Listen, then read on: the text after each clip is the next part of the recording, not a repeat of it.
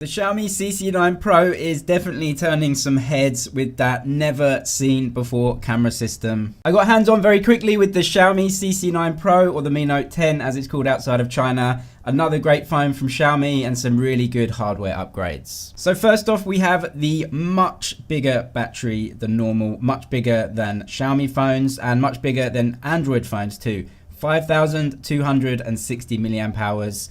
But the phone does not feel excessively thick or heavy. You get 30 watt fast charging on that battery too, and for the first time in a Xiaomi phone, a curved OLED display. I really like the design and the feel of this phone. In the product renders, it did look a lot like the Huawei P30 Pro, and given the camera system, I thought this was Xiaomi's version of that phone. But actually in person, it has its own characteristics and own design that definitely sets it apart from the P30 Pro, but I will compare them at the end of this video. USB-C mono speaker at the bottom and a headphone jack down there too. Given that camera system is so expensive, Xiaomi went for the Snapdragon 730G processor in this phone. That is the best mid-range chipset that you can get from Snapdragon right now. For most people, it will be plenty powerful enough to do everything you want, including playing games, and it can fully manage all of the camera system at the back of the phone. The top and bottom bezels are a lot smaller than I anticipated, and that small camera bump at the top houses a 32 megapixel sensor. Even though it does look similar to the P30 Pro, it is definitely a Xiaomi smartphone, and it keeps a lot of the design aspects that I'm familiar with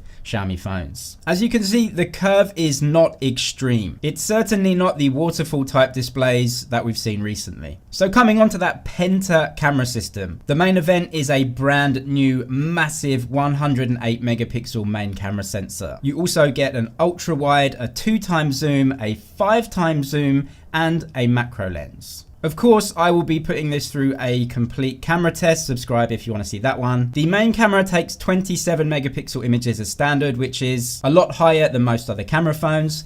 And the zoom was really good for a Xiaomi phone. Never seen anything like that before in a Xiaomi device. And of course, in the camera test, I will be comparing it to the P30 Pro. As when you look at the functions of the CC9 Pro, it definitely goes head to head with that phone. As you can see, you get 5 dots on the screen that is very easy for you to then choose which camera you want to take photos with. A cool feature I found is that when you take 108 megapixel shots, in the bottom right hand corner of the screen, you get this square trackpad so that you can move around the image. Because you can crop into those images a lot, I think it's a really cool feature. And here we have it quickly against the P30 Pro, which it will be going head to head against. I think the design stacks up really well against the P30 Pro. The bottom bezel is a little slimmer, and the design overall feels just as premium as that phone. As I said, it definitely has a lot of similarities with the P30 Pro, but it does keep its own unique identity as a Xiaomi smartphone. What are some things that I would have loved to have seen in the phone that it doesn't have?